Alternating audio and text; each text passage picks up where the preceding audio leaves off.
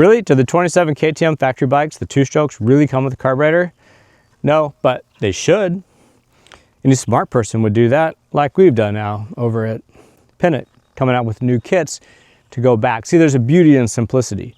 Not having all those parts to fail, knowing that you're going to get home, not having to worry about a fuel pump going out or injectors going out or crankcase pressure sensors going out or the TPS going out, a regulator, so many different things that can go out and screw up your ride.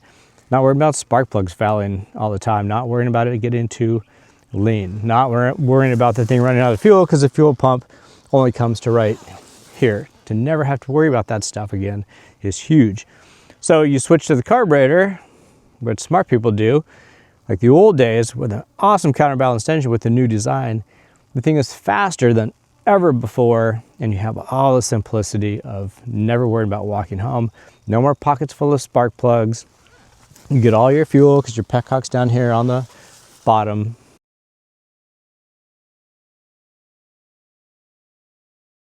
You know what I mean? I mean, you're looking good. Now this dude here, this thing's a stock 300, man, stock head. It's got the oversized exhaust valve cover on it, the new one, my new little reed cage setup. It does have a different pipe on it. Other than that, this guy is stock all the stock. With the 36 PWK carb, now this is a PWK, and you've probably seen what this kind of stuff does on the dyno. But past that, I let some other people ride it. I've let 5 people actually ride my bike. All 5 go, yep, that's it, I take it. They didn't even hesitate. They go, well, I'm gonna see what that's like versus fuel injection, see if I wanna go that route. I go, yep, you know, with all the stuff, right, you're looking at 11 to 1,200 bucks. They go, yep, let's do it. The price didn't even factor into it because it's really not expensive at the end of the day for the simplicity that you get and the savings you get with never having to replace any other parts. Plus the power. The power is awesome. The thing will crawl and the thing will haul.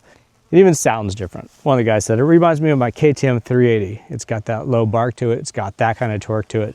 The thing's nuts. So the PWK 36 really works well. Got the good jetting for it. Also the Electron 36s work spectacular. And then the 38 Electrons also work spectacular. About the same power as this, maybe a tad more, but a little smoother at the same time. And then of course the Electrons are usually easier to travel around at elevation variance and not have to goof with jetting on the deal. You need the ECU reprogrammed. You need 2 specific dongles to make it work. You need the new intake and air boot front and rear. And then that's really all you need for me to make it work. Then the carburetor, throttle cable. Your map switch still works. You still have 2 maps in the thing because that controls the power valve. Petcock, you can do lots with things there. You can leave your stock fuel pump in place if you want, or you can block it off with the cover. We'll have all the different parts a la carte. Again, you're in that range. If you did everything, 11 to 1,200 bucks depending on the carb.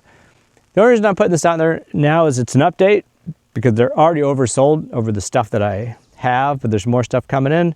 It's June 12th. If it's something that's of interest to you, if you're just tired of traveling around in a pocket full of spark plugs all the time, worry about the stuff. You just want to ride and go fast, even if you're racing and you just want to go fast and know you have the best. And you can jet it anywhere you go, right? You go to the dunes. I can fatten it up a little bit. I can go to the mountains. I can lean it up a little bit. I'm not relying on the fuel injection. If the stuff is right, I don't have to worry about any of that crap anymore. It's so cool.